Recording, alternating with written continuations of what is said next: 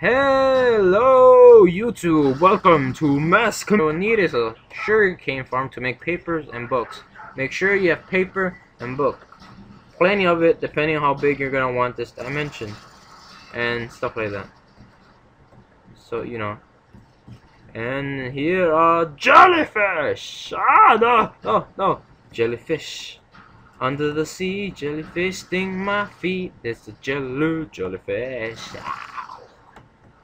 That was random.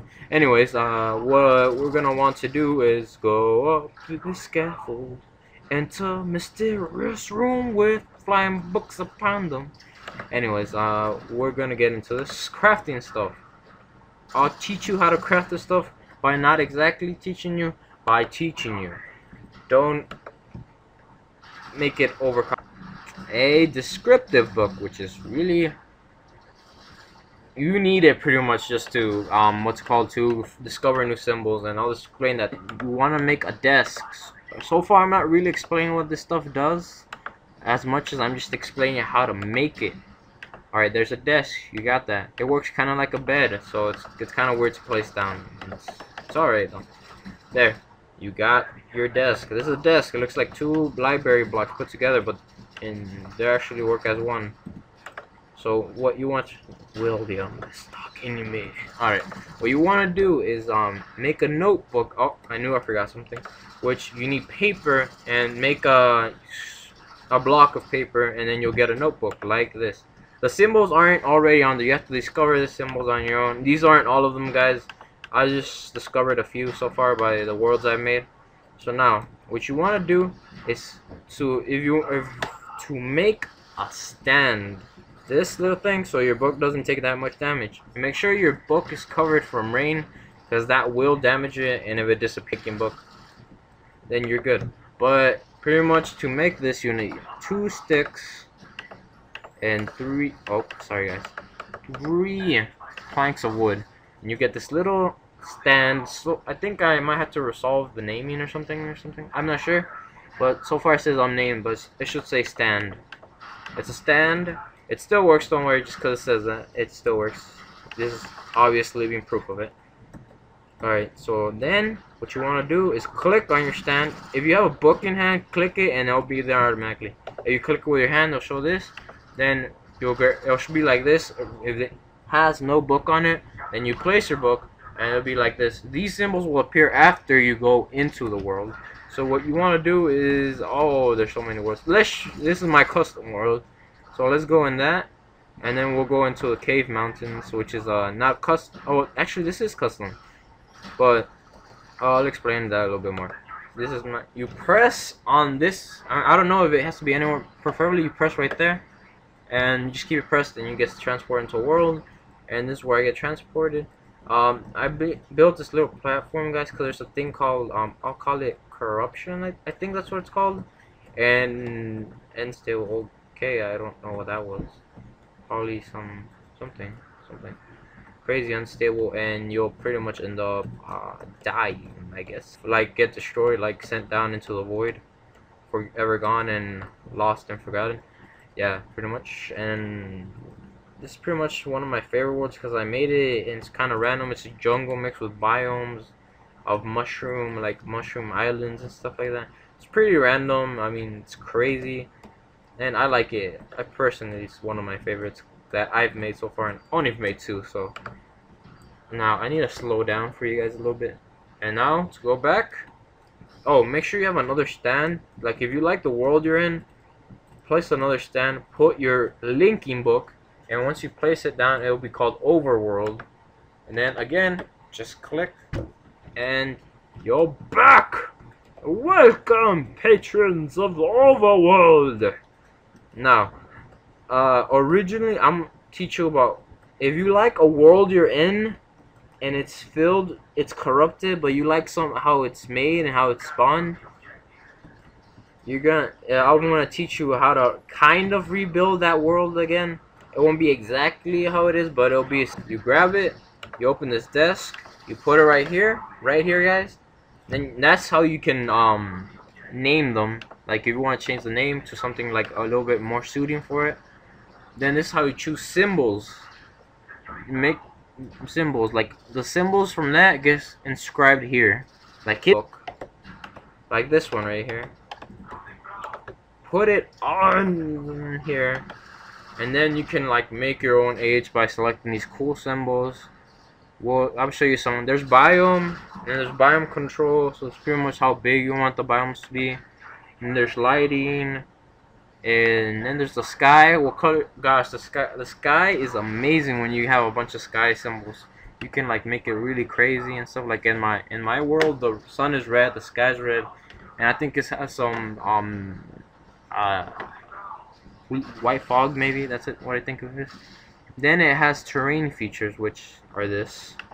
Then terrain generation, which is standard terrain, flat terrain, or cave world, which I will show you in a minute. Make sure, if you want it to be correctly, make sure you choose the symbol as your last symbol.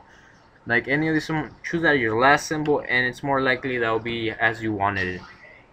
And then there's eternal dusk, fast time, normal time, slow time. It's pretty much how fast you want the time to be. Eternal dusk is just dusk forever, as it implies. And eternal rain, ooh, that's creepy. Eternal storm, that's crazy. Lightning everywhere. Cloudy, slow weather, roar, lightning, slow. No, just kidding, it's not slow lightning. It's just the weather passes by slow. Cool so far. You can make your own little floaty world. I'll put that back. Now that I've teach you make your own custom book. Well, I can't actually make one for you guys. You get in, you're like, and corruption can't be fixed so far, as far as the mod goes.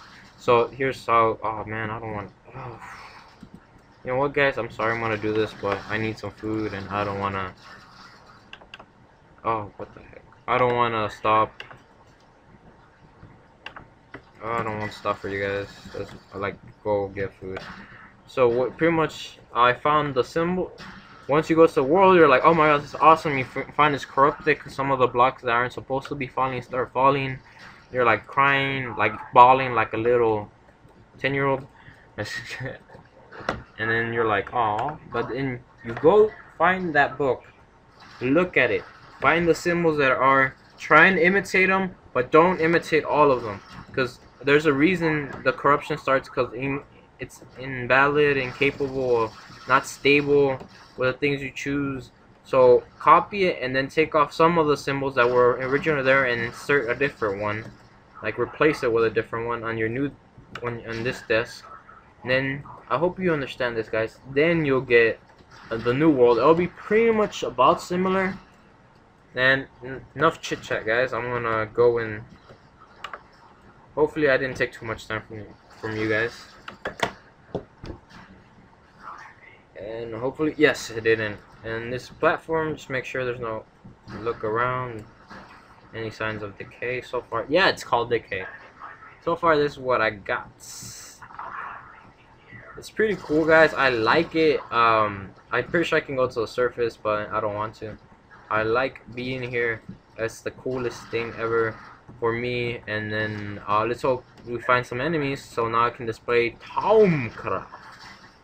This is, oh, and there's random chests like this thanks to Thaumcraft. And I already took the Thaum valuable so far. These appeared on chests, guys, and I got lucky. Yeah, but it also appears stuff from other things, like all the other mods, pretty much almost all the other mods. Cause I've noticed I haven't found really any equivalent exchange stuff. Now I'm gonna teach you how to use the Wand of Bone.